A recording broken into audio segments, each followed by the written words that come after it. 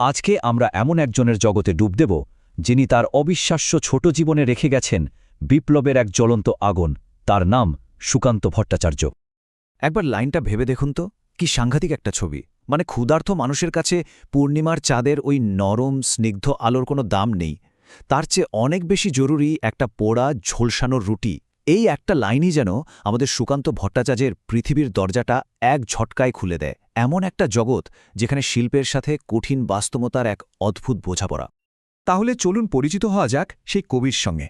সুকান্ত ভট্টাচার্য এক ভীষণ উত্তাল সময় যার জন্ম, আর যার কলম হয়ে উঠেছিল সাধারণ মানুষের কণ্ঠস্বর। বিশ্বাস করা কঠিন, কিন্তু মাত্র ৮-৯ বছর বয়স থেকেই তিনি লেখালেখি শুরু করেন। স্কুলের একটা হাতে লেখা পত্রিকা ছিল, নাম সঞ্চয়, সেখানেই প্রথম একটা হাসির গল্প লেখেন। কিন্তু খুব তাড়াতাড়ি বোঝা গিয়েছিল যে তিনি শুধু এক কিশোর কবি হয়ে থাকবেন না, হয়ে উঠবেন বাংলা সাহিত্যের এক অসামান্য শক্তি। এই একটা লাইন, এই একটা অঙ্গীকারই যেন তার গোটা জীবনটাকে আর তার সমস্ত সৃষ্টিকে এক সুতোয় বেঁধে ফেলে। তার প্রথম কাব্যগ্রন্থ ছাড়পত্রের এই কথাগুলো শুধুমাত্র কবিতা ছিল না, এটা ছিল তার জীবনের মিশন, তার ব্রত। এবার একটু সেই সময়টার দিকে তাকানো যাক, যে সময়টা এই তরুণ কবির ভাবনা চিন্তা, তার চেতনাকে একেবারে ভেতর থেকে গড়ে তুলেছিল। সুকান্তের পৃথিবীটা ছিল আসলে এক কথায় টালমাটাল। একদিকে চলছে দ্বিতীয় বিশ্বযুদ্ধের ভয়াবহতা, অন্যদিকে সাম্প্রদায়িক দাঙ্গা, আবার তার সাথে স্বাধীনতার সংগ্রাম। এই যে চারপাশের এত যন্ত্রণা আর রাজনৈতিক অস্থিরতা, এটাই ছিল তার বিপ্লবী কবিতার কাঁচামাল। প্রত্যেকটা ঘটনা তার সংবেদনশীল মনে গভীর দাগ কেটে যাচ্ছিল। ৩০ লক্ষ সংখ্যাটা শুধু একটা সংখ্যা নয়। ১৯৪৩ সালের দুর্ভিক্ষ, যাকে আমরা ৫০-এর মন্বন্তর বলি, তাতে প্রায় এতগুলো মানুষ মারা গিয়েছিল। এই ভয়ঙ্কর ট্র্যাজেডি সুকান্তের লেখায় বারবার ফিরে এসেছে, তার কবিতার এক প্রধান বিষয় হয়ে উঠেছিল। সুকান্ত কিন্তু এটা কোনো বইতে পড়েননি বা কারো কাছে শোনেননি। তিনি নিজের চোখে দেখেছিলেন সেই ভয়ঙ্কর দৃশ্য, আর সেই অভিজ্ঞতা থেকেই লিখেছিলেন এই কথাগুলো। তার চোখে এটা ছিল একটা গোটা দেশের শ্মশান হয়ে যাওয়ার ইতিহাস, মানুষের তৈরি করা এক অক্ষমতার ইতিহাস। তো এই যে এত সংকট, এই ভয়ঙ্কর পরিস্থিতিতে শিল্পী, লেখক, বুদ্ধিজীবীরা কি করছিলেন? তারা কিন্তু চুপ করে বসেছিলেন না। চলুন দেখি তারা কিভাবে একজোট হয়ে এর জবাব দিচ্ছিলেন। এটা শুধু কিছু মানুষের ব্যক্তিগত ক্ষোভের প্রকাশ ছিল না, একদমই না। এটা ছিল মার্ক্সবাদী আদর্শে বিশ্বাসী শিল্পী আর লেখকদের একটা সংগঠিত আন্দোলন। তাদের লক্ষ্য ছিল শিল্পের মাধ্যমে, লেখার মাধ্যমে সামাজিক আর রাজনৈতিক পরিবর্তন আনা। আর এই সংগঠনগুলো ছিল সেই আন্দোলনের এক একটা মজবুত খুঁটি। ভাবুন তো, সেই সময় তো আজকের মতো ইন্টারনেট বা সোশ্যাল মিডিয়া ছিল না। তাহলে এই বিপ্লবী চিন্তাভাবনাগুলো ছড়াতো কিভাবে? এখানেই আসত পরিচয়ের মতো পত্রিকাগুলোর ভূমিকা। এগুলো ছিল রীতিমতো বুদ্ধিবৃত্তিক যুদ্ধক্ষেত্র। সুকান্তের অনেক আগুন ঝরানো লেখাও এই ধরনের পত্রিকাতেই ছাপা হতো।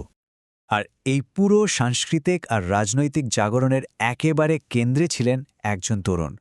হ্যাঁ, আমরা আবার ফিরে আসছি সুকান্ত ভট্টাচার্যের কাছে, যিনি ছিলেন এই নতুন শক্তির এক জীবন্ত প্রতীক। মাত্র ১৮, এই ঘটনাটা তার জীবনের একটা মোড় ঘুরিয়ে দিয়েছিল। এই বয়সেই তার শিল্পীর সত্তা আর রাজনৈতিক বিশ্বাস একেবারে মিলেমিশে এক হয়ে যায়। তিনি পুরো দস্তুর একজন রাজনৈতিক কর্মী হিসেবে পথ চলা শুরু করলেন। আর এই ১৮ বছর বয়সেরই জয়গান তিনি গেয়েছিলেন তার সবচেয়ে বিখ্যাত কবিতাগুলোর একটাতে। ১৮ বছর বয়স, এই কবিতাটা শুধু একটা কবিতা নয়, এটা তারুণ্যের শক্তি আর তার বিপদের এক অসাধারণ দলিল। সুকান্তের কবিতাটা ব্রিলিয়েন্টলি তারুণ্যের এই দুটো দিককেই তুলে ধরেছিল। একদিকে দেখুন এই বয়সটা কেমন দুঃসাহসী, সব বাধা ভেঙে গুড়িয়ে দিতে চায়, দেশের জন্য আত্মত্যাগ করতে পিছপা হয় না।